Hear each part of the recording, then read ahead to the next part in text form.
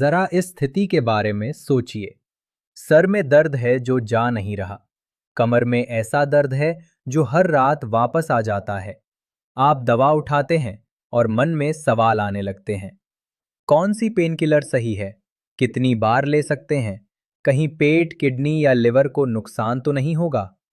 आज हम सीधे और साफ शब्दों में उन सवालों के जवाब देने वाले हैं जो आम लोग सबसे ज्यादा पेनकिलर को लेकर पूछते हैं।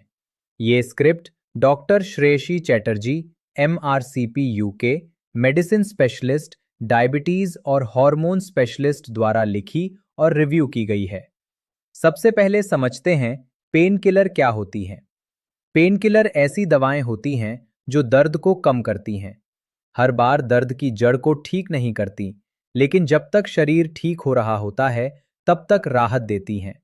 ये गोलियों, सिरप, इंजेक्शन, सपोसिटरी या फिर जेल, क्रीम और पैच के रूप में भी मिलती हैं। अब एक बहुत जरूरी बात, इतनी सारी दवाओं के बावजूद पेनकिलर के केवल 3 मुख्य प्रकार होते हैं। पहला, पैरासिटामोल।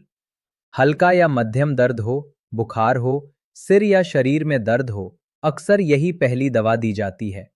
ये सूजन कम नहीं करती, लेकिन सही मात्रा में लेने पर काफी सुरक्षित है। दूसरा, एंटी इन्फ्लेमेटरी दवाएं, जिन्हें NSAIDs कहते हैं, जैसे आइब्यूप्रोफेन, डाइक्लोफेनाक, नेप्रोक्सेन। ये तब दी जाती हैं जब दर्द के साथ सूजन भी हो, जैसे जोड़ों का दर्द, मांसपेशियों की चोट या आर्थराइटिस। लेकिन ये हर किसी के लिए नहीं होती।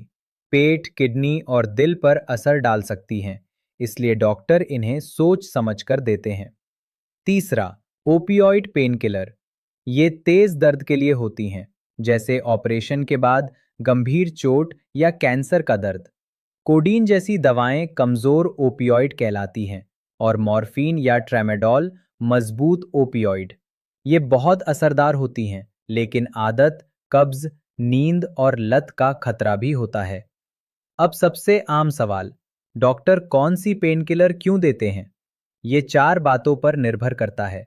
दर्द किस तरह का है, दर्द कितना तेज है, आपको और कौन सी बीमारियां हैं, और दवा के साइड इफेक्ट क्या हो सकते हैं। हल्के दर्द में पैरासिटामोल, सूजन के साथ दर्द में NSAIDs अगर सुरक्षित हों, और बहुत ज्यादा दर्द में थोड़े समय के लिए ओपियोइड। अगला सवाल, पेनकिलर कैसे लेनी चाहिए? कुछ दवाएं जरूरत पड़ने पर ली जाती हैं। कुछ दवाएं कुछ दिनों तक नियमित लेनी होती हैं, जैसे पैरासिटामोल अगर हर 6 घंटे पर ली जाए तो दर्द बार बार नहीं उभरता। NSAIDs हमेशा खाने के बाद लेनी चाहिए ताकि पेट को नुकसान न हो। और सबसे जरूरी बात, सबसे कम असरदार मात्रा सबसे कम समय के लिए। अब एक बड़ा डर, क्या पेनकिलर लंबे समय तक सुरक्षित हैं? कुछ दिनों या हफ्तों के लिए हाँ, लेकिन लंबे समय तक लेने पर जोखिम बढ़ता है। इसीलिए आजकल पुराने कमर दर्द या फाइब्रोमाइल्जिया में सिर्फ दवाओं पर निर्भर नहीं रहा जाता, बल्कि एक्सरसाइज, फिजियोथेरेपी, नींद और तनाव पर भी ध्यान दिया जाता है। अब साइड इफेक्ट की बात करते हैं। NSAID से पेट में अल्सर, ब्लीडिंग, किडनी या दिल की समस्या हो सकती है। पैरासिटामोल सही मात्रा में सुरक्षित है, लेकिन ज्यादा लेने पर लिवर को गंभीर नुकसान हो सकता है। ओपियोइड से मतली, कब्ज, नींद, भ्रम और लत लग सकती है, इसलिए दवा की मात्रा और सही इस्तेमाल बहुत जरूरी है। अब कुछ छोटे लेकिन बहुत आम सवाल, क्या एंटीबायोटिक के साथ पेनकिलर ले सकते हैं? हाँ, आमतौर पर सुरक्षित है। अगर पेट खराब हो तो पैरासिटामोल बेहतर है। हाई ब्लड प्रेशर में कौन सी पेनकिलर सुरक्षित है? पैरासिटामोल सुरक्षित है। NSAID से बचने की सलाह दी जा सकती है।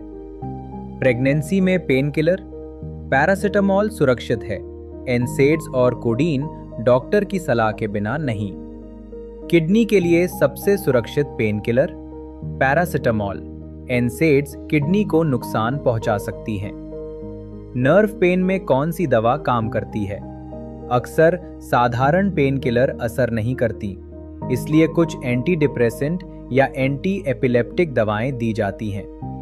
और आखिरी सवाल, पेनकिलर असर कब करती है? अक्सर 30 से 60 मिनट में।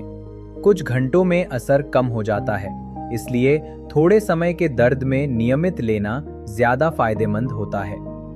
तो याद रखिए, पेन किलर मददगार हैं, लेकिन बेफिक्र होकर लेने की चीज नहीं। सही दवा, सही मात्रा, सही समय के लिए, यही सुरक्षित इलाज की कुंजी है। ये script doctor Shreyasi Chatterjee, MRCP UK, medicine specialist, diabetes और हार्मोन स्पेशलिस्ट द्वारा लिखी और रिव्यू की गई है। अगर ये जानकारी आपके लिए उपयोगी रही हो तो इसे साझा करें, क्योंकि सही जानकारी ही सही इलाज की पहली सीढ़ी है।